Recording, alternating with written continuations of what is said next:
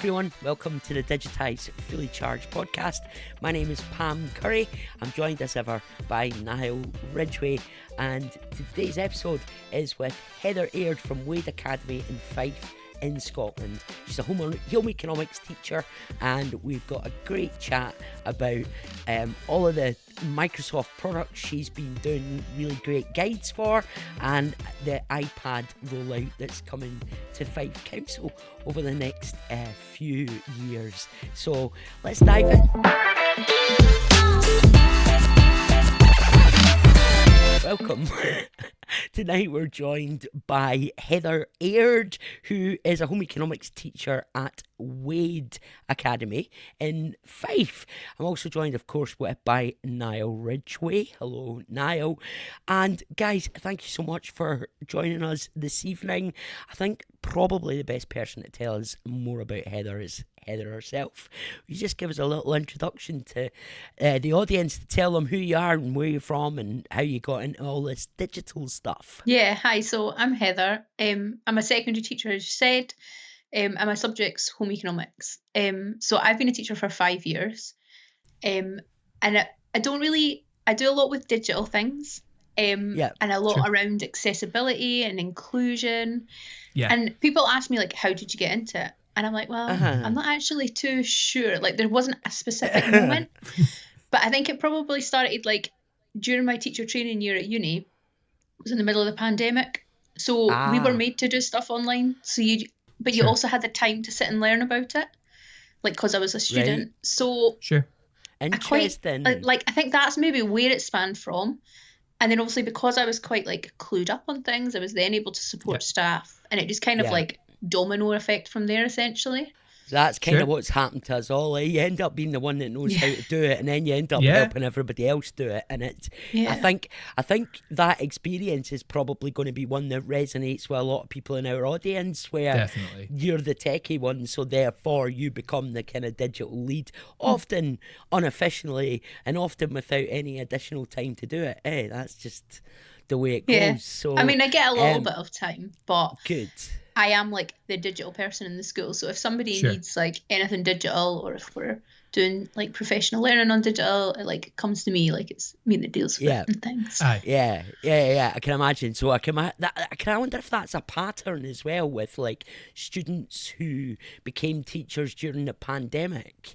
I wonder, like that might be just a kind of common experience, because there was so much reliance on digital during that time. And I suppose as students, you do have the time to play around and experiment with things.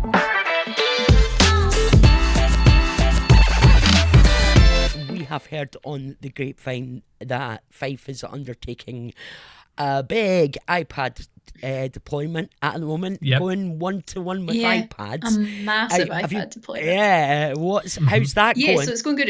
We're like really in the crux of it now. So every pupil basically in P6 to S6 is getting an iPad. Sure. And obviously Fife's quite a big local authority, so that's an awful lot of iPads. And obviously all teaching staff are getting iPads. So it's kind of like a year-long rollout. So it started kind of in June. And it's still ongoing basically until this June coming. So our staff have got their iPads at the moment, and our pupils are getting them the first week back after Christmas. So the whole idea is like staff get them a wee bit before so they can learn how to use them, so that when the kids get them, they've got a bit more of an idea. But I think it's like really exciting, the whole project, because obviously at the moment you've got classes, and I do a lot of stuff like on the laptops, but by the time, they get the laptops out, log them in, they've maybe not been charged, they've then got to put them away, plug them back in. It takes so long. And it's also like they're just going to have that iPad there. And it's going to be so much easier for them. And the good thing is they get to take it home as well. So I was going to ask that. Brilliant. Yeah. The type of device as well, are they the big iPads? Are they small mini iPads? Do teachers have bigger ones? So they're all the big ones. They're like iPad 11, so like the newest ones. Right. Obviously they're managed devices, but so you can't get on like social media and things, but you get all the educational stuff. You can get on Safari, all of that. And I think it's quite good that it's an Apple device, because there's like so much they could do with an Apple device, and it's just quite like swift as well. Right, okay. Even just like the accessibility things they can get straight away. Yeah. And I just think it's going to like level the playing field for pupils as well. Sure. Yeah. Because we've got a lot of pupils at the moment who maybe will have like, they need technology for something, but they don't want to be the only one sitting with a laptop. Yeah, of course. Whereas if absolutely. everybody looks the same, then there won't be that sort of like I love that. Yes. problem. I know you mentioned in there about accessibility, and we will absolutely dive into accessibility soon. I was going to ask about keyboards as well. So do the students have access to physical keyboards, or are they more using the actual iPad to type and to write? So the pupils all get like just the iPad essentially with the case and the charger. Sure. There is the option, obviously, if they want to purchase keyboards or styluses, and schools can choose to purchase those as well. So like as a school, we've chosen to purchase like a set number so that if pupils need them, we can then assign them. But it's quite good as well. Like you've been finding out all these like little bits of info that help. Yep. So even things like a normal keyboard on our desktop, if they've got a wee adapter in their iPad, they can plug that in and use it.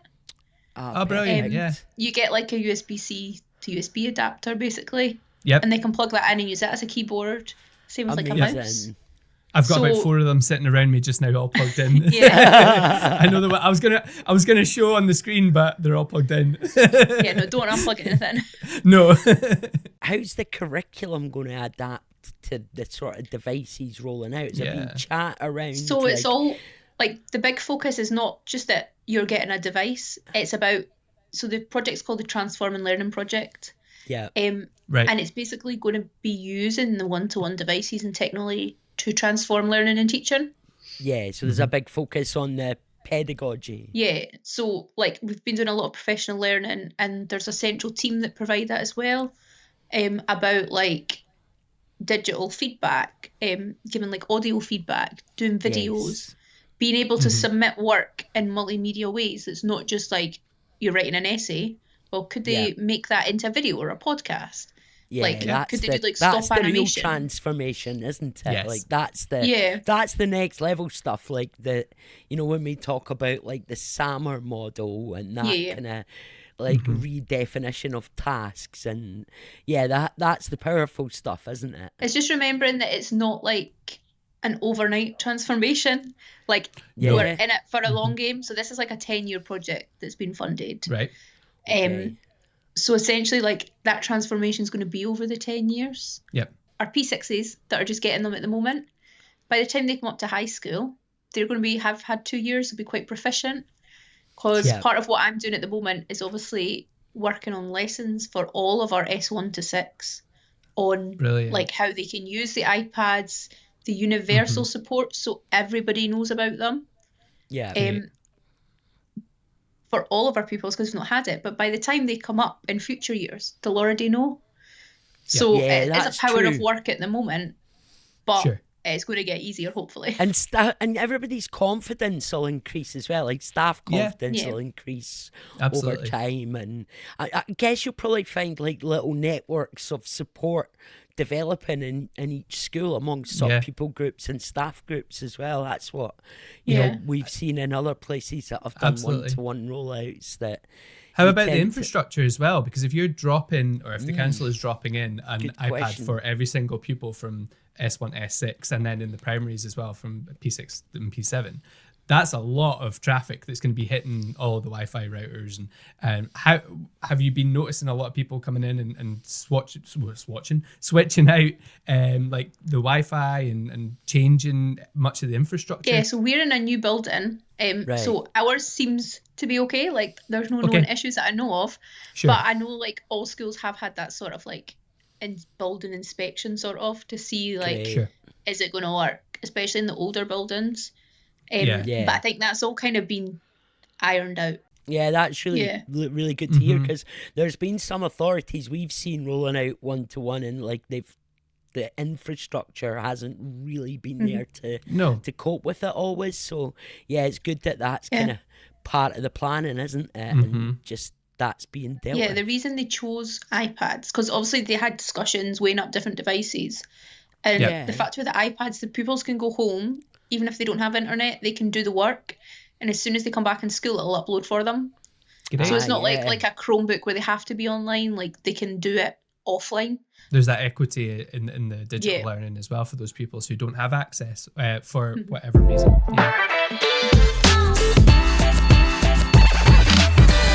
The whole reason I got to know your name is through our kind of work we did with Microsoft and being aware of these amazing and beautifully designed guides. What do we call them? Quick guides to the kind of Microsoft apps and tools. Can you tell us a bit about that, how it started? And then, some of our listeners might not know that big Microsoft company themselves got in touch. So can you tell us about that? Because that's a brilliant story. Yeah, so sometimes I just kind of have to like pinch myself and think about it, because it did kind of blow up. Like, I didn't think much of it. So obviously I was leading digital kind of in my last school as well, like, because I just kind of fell into that role again. And I was doing a project within Dyslexia Scotland about like universal supports for dyslexic pupils, but also like, because it's universal, to support all pupils. So I was looking at how technology could do that, thinking about things like Immersive Reader, Office Lens, Translate, all these, like, the kind of, I picked 5 basic tools on Microsoft, because that's what our kids were using. And I thought, well, how am I going to, I can train the kids, but they might not remember. I can train the staff, but they might not remember. So how am I going to make sure that's visible in the classroom for them? So I'm a big Canva lover. So I made these posters on Canva. I knew it was going to be Canva. I was like, she's loved Canva. Us too. Niall and I are huge Canva fans as well. So I made like 5 quick guide posters essentially with like snippets of information and screenshots. So they were really easy. The kids could look at them in class, look at the steps they had to do, like even just discreetly if they were displayed on the wall. And that was kind of my intention behind it. And because I do quite a bit on social media, I just like took a picture of the wall saying, oh, these are the quick guides like that I've made for my pupils. I posted it on Twitter, and then my Twitter kind of went a wee bit mental. And it was people like, oh, could we please get a copy of this? Can we please get a copy of this? So to begin with, I started like emailing them out to people. But very quickly I was like, I cannot send any more emails, like this is a nightmare.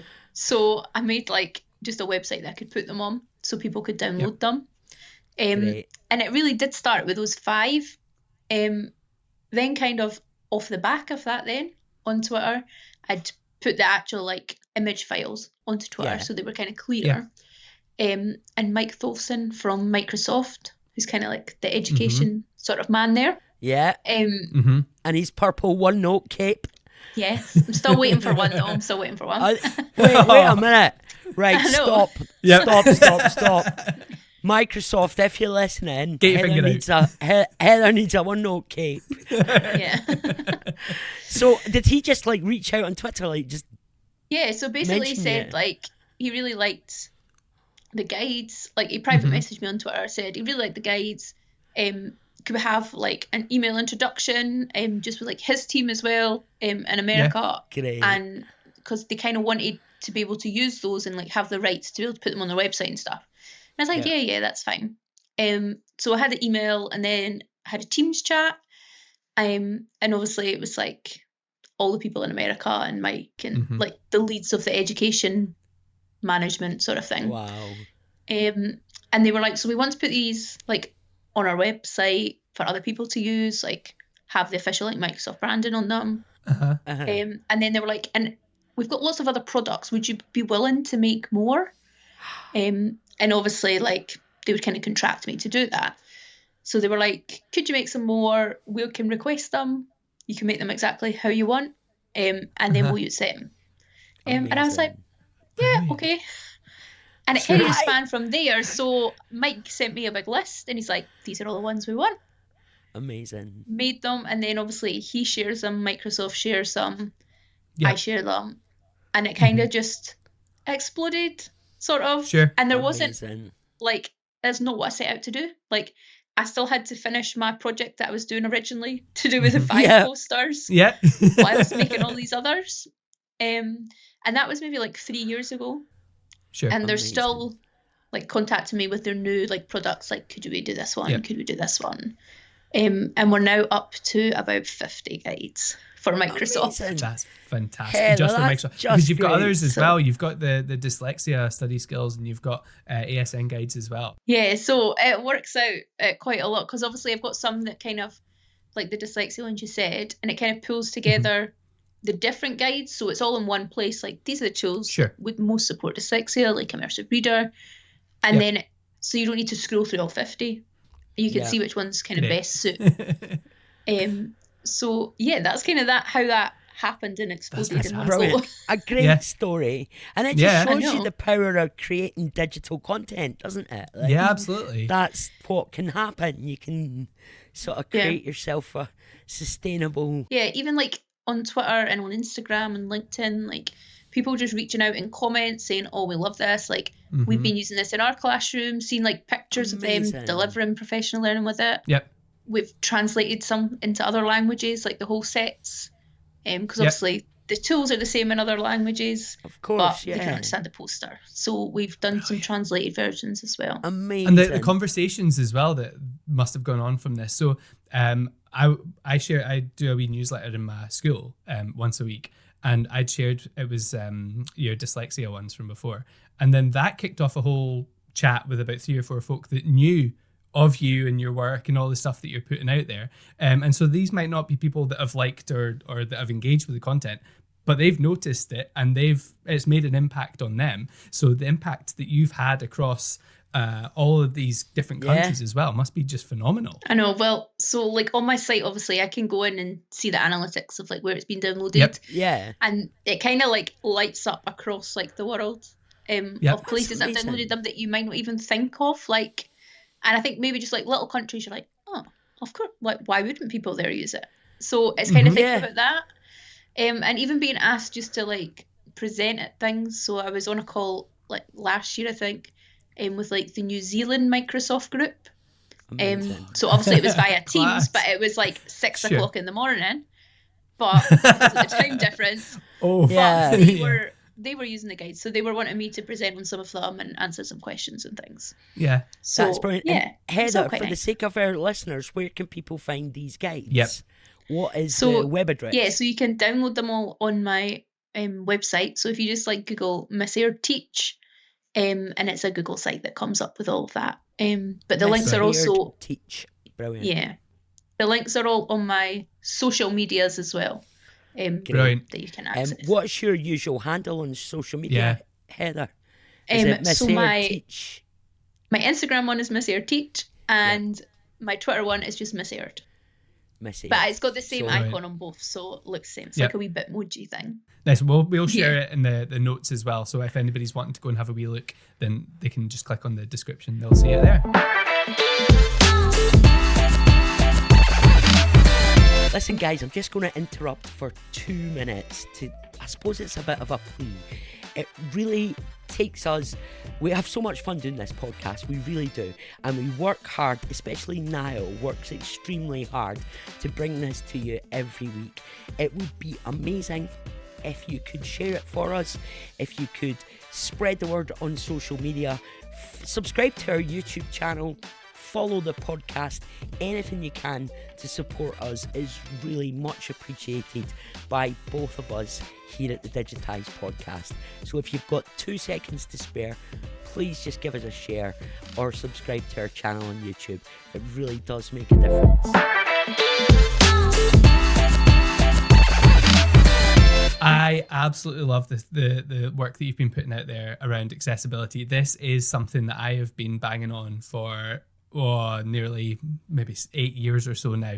So I'm a drop in the ocean compared to some people that have been really kind of pushing for this. But I've loved all the things that you're putting out around accessibility. I'm a Sport for Learning teacher at the moment myself, and I'm trying to use these tools kind of every day to make a difference to lives of my younger pupils all the way up to my older pupils as well.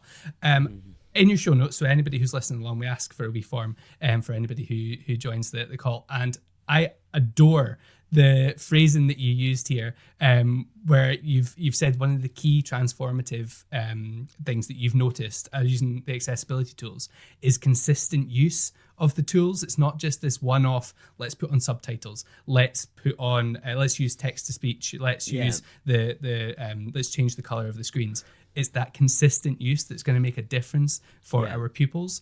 I loved that phrasing. It really resonated with me. I was just wondering kind of what are the significant impacts that you've noticed for your pupils around the use of the accessibility tools? Yeah, I think it's all about like giving them that independence, and that's kind of how I frame it to them as well. So obviously being in a secondary school, and I was doing learning support in my last job as well. Right. So like that's kind of where I was focused on the learning support, but obviously you've got that universal support as well. And it's similar to what I said about like the iPads, that teaching everybody how to use certain tools is going to be helpful. And I say to them, even if you're having like an off day and you don't want to sit and read a big thing, you can listen to it. Well, yeah, that's the thing, isn't it? Like, they're not just for people who have access needs, they're for everyone, you know? And I think that's an important message as well, isn't it? Is that part of what you meant by consistency? Is just like that kind of so I think making it consistent, that like, and making it acceptable that everybody can use it. Yes. So I kind of phrase it to the kids as, we're going to personalise the device for your learning, so that if they prefer a coloured tint, they've got a coloured tint. That's a lovely way to put it. If they need bigger screen, like things like that. And I always know, like, putting videos with subtitles on and like leaving those settings on. Even like thinking about platforms that you use, like, so obviously I use Teams quite a bit, things like Book Creator, and they've got like built-in accessibility tools, so the kids know that if they click on the wee speaker icon, they're going to be able to listen to it. And I think it's being consistent that there's always more than one option. So it's not just you will read this out of textbook. It's, well, you could read out of textbook, but you could take a picture and listen to it, or you could do this. And it's giving them those options, but all the time, not just like on one lesson where you're being watched, making sure that's there. And I think that's what's going to be so good as well with like the one-to-one devices, is that every time the kid logged onto the laptop, they would have to change things, but this is going to be their device, so they're not going to have to do that. It's going to be much more consistent for them in the moment, or on a consistent basis as well. The one that I always kind of jump to for anybody who's like, oh, it's for those who need it more consistently, is the large mouse cursor if I'm presenting, because if you're presenting to a large room and you're saying, oh, click on this button or move your cursor here to hover, you can't see that from the back of a class, from the back of an assembly hall. There's absolutely no chance. So using these tools to support everybody makes a huge impact. Yeah, because I've got that large mouse set on some of my screens, and people come in and they go, why is your mouse so big? And I'm like, it's so when I'm showing stuff on the screen, people could see it, because like bright pink and big. Definitely, like, Even just captions on videos, like I tend to watch most TV now with subtitles. I don't know if it's an age thing or what it is, but it just makes it easier for me somehow to access. You can't hear unless the subtitles are on. Well, pretty much. And it's also giving you them like that multimedia approach. So even maybe if they weren't so good at reading, they can match up the words with the sounds and kind of make those connections if they're like if learning you've got somebody English. who's English is an additional language. Absolutely. Yeah. Do you know something, right? Has anybody ever done any research into this? Because I'd like to know if there is an increase in your literacy levels from watching media content with subtitles, because like, see, if I'm wanting to brush up my French, I'll watch a French movie with the subtitles on, and it really helps me with my French language. Like if I'm going to France basically and I want to just sort of have a wee refresher, but like I do wonder if this trend towards captions and subtitles will ultimately have an impact on literacy somehow. It makes sense, wouldn't it? I think it will. Well, I tried to learn Spanish with Bluey. What's Bluey? But the kids program. Like the cartoon. Right. Because there's a whole thing of you watch something that's more accessible, more that uses more basic language. Then you'll start to, in the language that you're trying to learn. Then it'll be easier for you to pick up. Yeah, of course. And then you can move on to the more fancy films and whatever stuff. content you're needing. Yeah, but start with the kids shows in the language you're trying to learn. Yeah, I tried doing that. I think there is Brilliant. there probably will be a connection, and I think it's the same even with PowerPoint, having the ability to the kids can scan a QR code. So say you've got multiple languages in your class, and they can see it all on their device in their language. Oh yes, So even when you're presenting, if you were presenting at a conference, for example, you could have that up at the beginning. People could scan it. They can then view it in their language. Yeah, and I think that's live translate? So powerful. Is that what that one is? Yeah. Is it? PowerPoint Live. Is it still called Live? There's Microsoft Translate as an app as well. And you can do it through Microsoft Translate. They can take a picture of things and it translates it for them. Game changer. Eh? After coming off the back of obviously posting quick guides and things, a woman from the Department of Work and Pensions down in Birmingham contacted me. These are all the weird connections, right? Yeah. And they were we're doing a big project in Birmingham with people that don't speak very good English or English second language, because it's quite big down there. Sure. Could I have a chat with her about some of the tools that they could use to support employees in the workplace, and not really in education. And that has led and still is leading to different chats, different strategies. I've been on a panel discussing that, and it just shows you. And that's what I think about the independence as well. So the kids are learning these tools, but then they can take them when they leave school. Because I always say to them, fair enough, you might have a person sitting next to you reading the book, but they're not going to be walking out that door with you. You need to be able to do it yourself. No.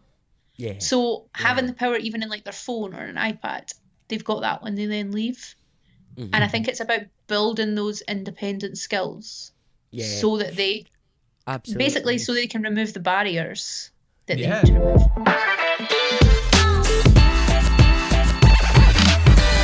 At this point in the podcast, we usually move on to talk about AI. What is the world of AI been bringing you, Heather? What's it been bringing? What's the situation in school? Has there been discussion around use of AI? What's your AI perspective? Yeah, it's the big thing, isn't it? Yeah. Personally, I think it's amazing, the things that you can do with it. Yeah. But I know there are some people quite skeptical, and I think that's when people as well don't know what it can do.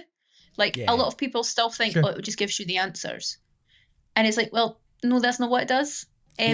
So I use it quite often, but to give me creative ideas or just gives you a starting point as well. Yeah, great. And I think even the image generators, it can do things and it saves you so much time. So I can put more time into my teaching, into making resources that are accessible, because I've got that idea there already. Of course. And being able to transform things. So obviously Immersive Reader is powered probably by AI somewhere in the background. Yeah, of course. I've been using and training actually staff this week on, you might know, a product called Notebook LM by Google. Yes. Yep. And it is incredible, amazing. Incredible. The staff were amazed by it this week. So they can upload their PowerPoint, so their resources, so they know the content's right. And then it makes a podcast or it makes a video on it. It's and they share it with the kids. So cool. And then it's just a different way for them to learn. And it's quite real. That podcast sounds quite real. It's two people chatting. I know, it's so authentic, isn't it? Just casual. I couldn't believe it when I first heard it.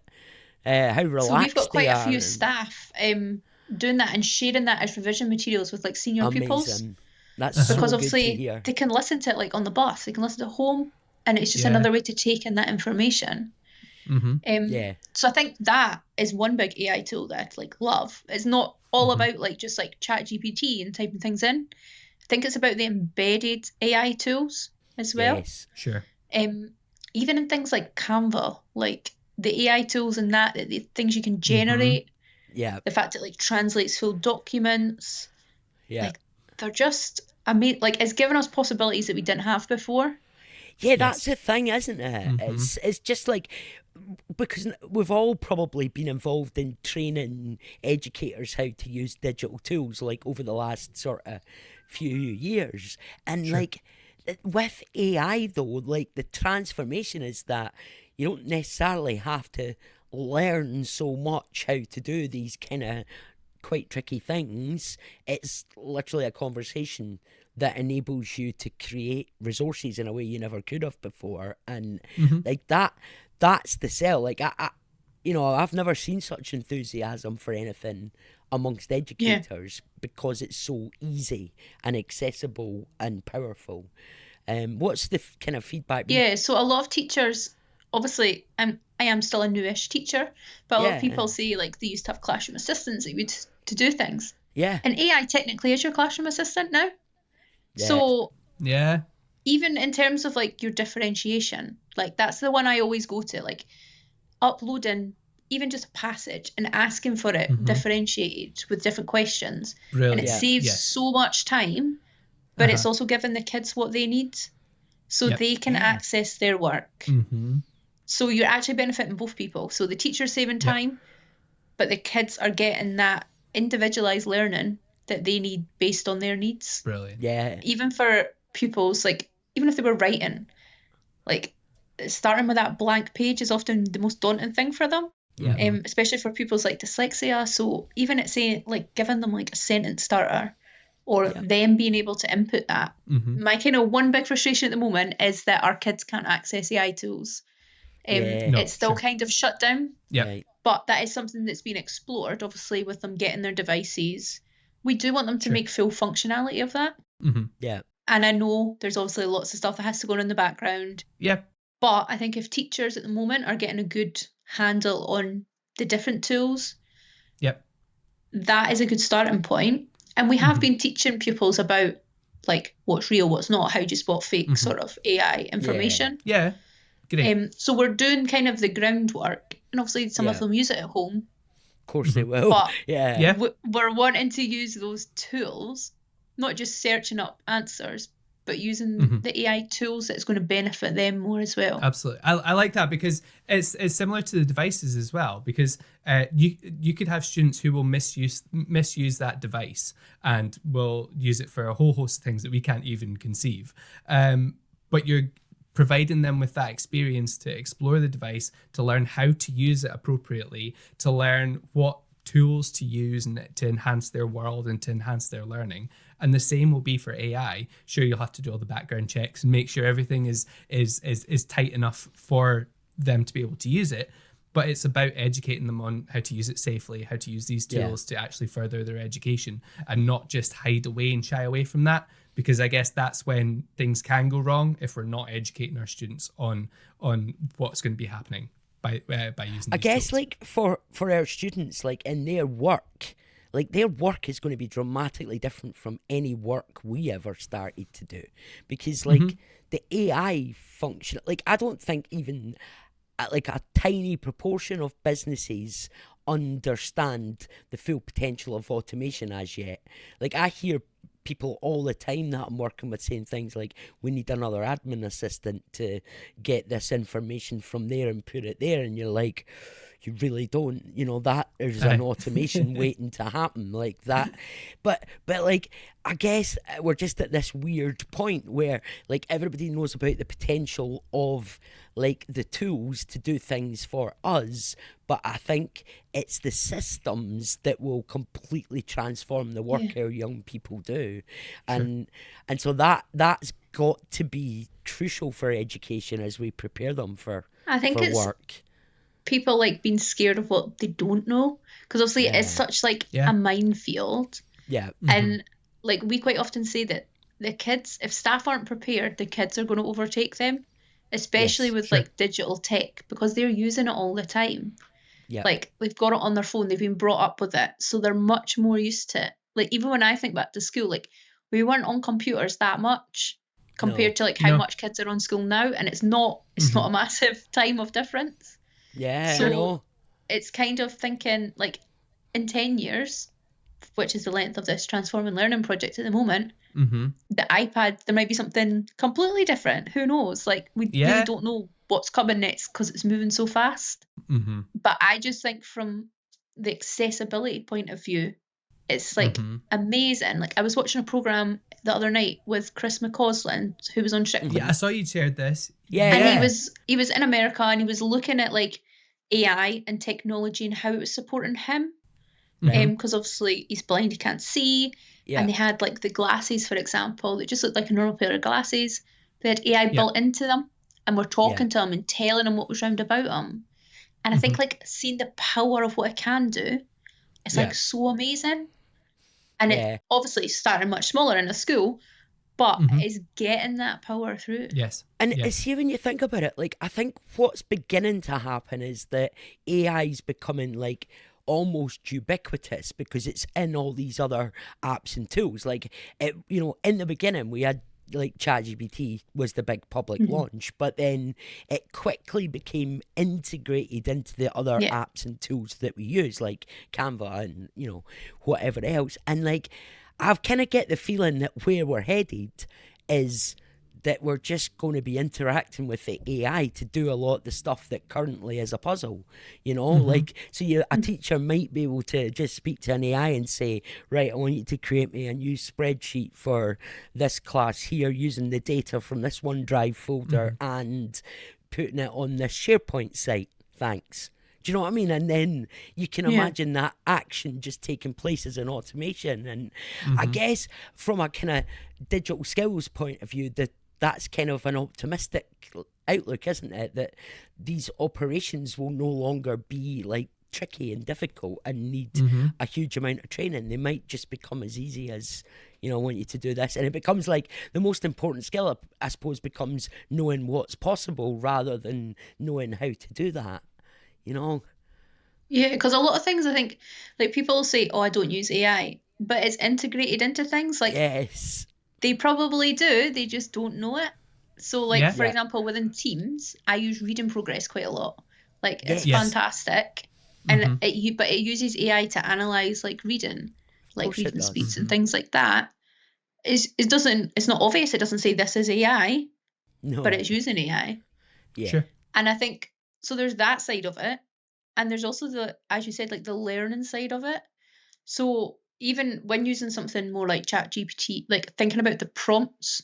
So like I've done a wee bit of that with like senior pupils before, thinking about, well, what you put in is what you get back. And obviously there's been like studies that if you actually say like please and stuff, you actually get a lot more back. Like if you're polite to ChatGPT. Yeah. So if you're polite and say like please and thank you, it actually gives you a better result. Yeah. Like, so there's lots of things about prompts and how they structure that. So it's coming back to their language. Because obviously you get a lot of people saying, well, they still need to do handwriting. And yes, they do. They still need to learn the basics and their language skills. But even things on like their iPads, they're going to be able to write on them. But I'm sure that's a sort of AI technology that transforms it back into text. Yes. Into definitely. The typed text. I mean, I don't know like the full technical specifications, but I'm sure it's something like that. Yeah, that'll transform it back. AI involved. So in it's that. kind of everywhere. I have worked with learners who have a wide range of needs over the past number of years. And I, thanks to other people learning different websites and different tools, was then able to use those tools. So for example, the Call Scotland website and Books for All supporting any learners who had any visual impairments. What are the go-to websites and places for you to support learners who have a wide range of needs across schools, across classes? Where do you go to? Where are some great places for people to get started? Yeah, I think as you said, like the Call Scotland website is a really good place. I know the team there do a lot of work. I kind of guess it varies what specifically you're looking for. Sure. Yeah. Because I do a lot of work with Dyslexia Scotland, like if it's something to do with dyslexia, that's where I'd kind of go. Right. But other than just kind of searching, that's kind of like how I find out the information. But a lot of the time I would also go on to like Twitter or LinkedIn or Instagram. Yeah. Because that's where people share their ideas. Like that's where they share what they're doing day to day in the classroom. It's not going to be on a website somewhere. They're posting it from their hand. And that's kind of where I get a lot of good ideas or tips or even links to other websites. Sure. I wouldn't say there's like a specific thing. Like it's just kind of tapping into different things or like certain names you might remember or like screenshots you've taken of stuff. Yeah. Like going back to them. Absolutely. And I would say that's kind of what... Yeah. Yeah, that's kind of where I lean to first. And then sometimes if I really don't know, then I will hop on AI, like ChatGPT. Yeah. Obviously anonymized, and say, these are the challenges. What can you suggest? Is there any good websites? And it tells me, and it saves me hours having to look online. What's your favourite app that you're most looking forward to using when you get the one-to-one iPads in January? For with the pupils. I use OneNote all the time. Right, you're a OneNote girl. Yeah, so as soon as I go into work, that's the first thing that I open up. I've got my planner on it. I've got class notebooks. But obviously at the moment, I've got some classes that do work on class notebook because it's so easy just for me to be able to access at any point as well. You're not lugging jotters or booklets about.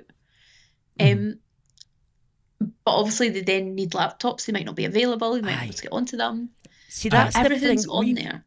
Yeah, we always used to think, we've obviously done a lot of training on various apps and tools, but you're kind of, the whole time you're doing it, you're like, well, this is amazing if you've got one-to-one devices. Yes. If you've not, it's not so great. Really tricky. But actually that must be super exciting if you've got class notebooks and suddenly your pupils are going to have access to them on their device anytime they need it. That's the exciting. Thing, at the moment, obviously when they log onto the computers, they log into Glow, they go into Teams and access it through their team.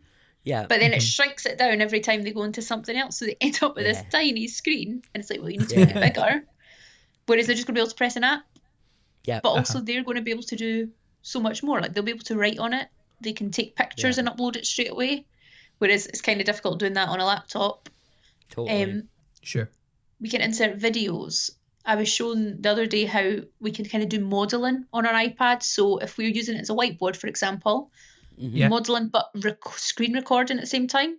So say, for example, you were going over how to answer a question or a specific equation. You're talking and writing at the same time. Yeah. You then upload that as a video onto your OneNote. Kid that was off or kids that need to revisit it or looking for retrieval practice can watch back over it and they can watch it as many times as they want. So it's basically giving the kids the teacher whenever they kind of need it. And do you know what's amazing about that is what you just described there, that kind of process, is that there's no great time involved. You're in the class anyway, doing the demonstration anyway, and you would have been writing it on a whiteboard or whatever else, but as you say, to screen record that demonstration and your voice as you're doing it, hugely powerful because it's instant. And I think that's just a barrier that some staff, one, if they don't know it doesn't exist, they need to know it exists. But also getting over those barriers, I hate recording my voice, so screen recording things, I was a bit hesitant at first, oh no, because I can't listen back to it, that sort of thing. But do you know what, if it's going to benefit the kids, fine, I'll do it. Absolutely. And it's so easy as well. Even being able to take a picture and annotate it, you're not having to print it out, stick it in. It just saves time, and it just makes everything much more seamless. And ultimately, if you're saving that time, you're spending more human time with the pupils, aren't you? In the course of the classroom, and it's benefiting them. That's what we all want as educators, ultimately. And I think a big thing, a big thing's having the feedback aspect. Yes. So we can see their work in real time. So I was in my class the other day, and the pupils were all on their laptops doing stuff on Canva, and they were like, "Oh, miss, I'm not sure if this is right," but I was kind of tied up helping another pupil, so I just opened my iPad and looked at it. And I was like, yeah, actually, that's fine. You can keep going. And I didn't really have to move across the room while I was helping someone else. Yeah. Amazing. So you're able to give them that instant feedback, see their work and give them feedback in other ways as well. The physical accessibility of that as well. So you could have students who are possibly unable to move across classrooms, teachers who might find that difficult as well. Maybe somebody's in a different part of the school. You can still work together and collaborate together on that. Yeah, that's fantastic. What was the Canva activity? Because I'm sure there will be other home economics teachers listening to this, and everybody's always needing a wee idea for an activity. I know. So I guess you could use Canva or Adobe Express would be the two tools that other products are available. But a design tool of your choice. Yeah, I did it just on the Canva whiteboard basically, and I'm always like one for getting them involved, like for things being interactive. So even like in my probation in first few years, I was like making like matching cards and cutting them out and laminating them and like spending hours doing that. And then one would go missing out a set and you're like, oh dear. But so I had like a whiteboard and different tasks, different matching cards in different colours, like for the different categories. And the kids were dragging and dropping them around the screen, matching them up in the lines. So rather than physically doing it on a table, they were doing it on the screen. Yeah. And then I could check and say, yeah, that's fine, that's right. Now you can do what you need to do with that information. But they were able to like drag and drop, and they just like that interactivity as well. So before, whereas like in smart boards, kids might come up and like move things on the screen, but they could all do that, and they could do that on a laptop as well. So they could do that on their own screens. But also I could then check all of their work at the same time, and none of my cards went missing because they're all on the computer. Yes. So and that's ultimately the key takeaway there, isn't it? No cards, no blisters from missing. Cutting things out. No.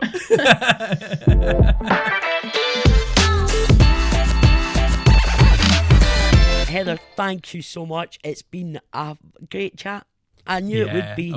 It's just been a really nice conversation, and thank you so much for joining us.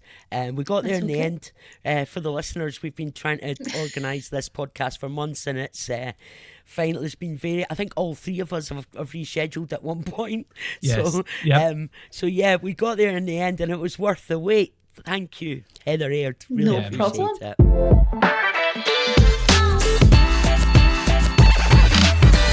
Well, thank you for making it to the end of another Digitize podcast. Really enjoyed that conversation with Heather Aird from Wade Academy. Remember, you can follow us. We're at Digitize Crew on most social media channels. Give us a follow, subscribe on YouTube, download the podcast, share it with your friends, and we'll see you next time.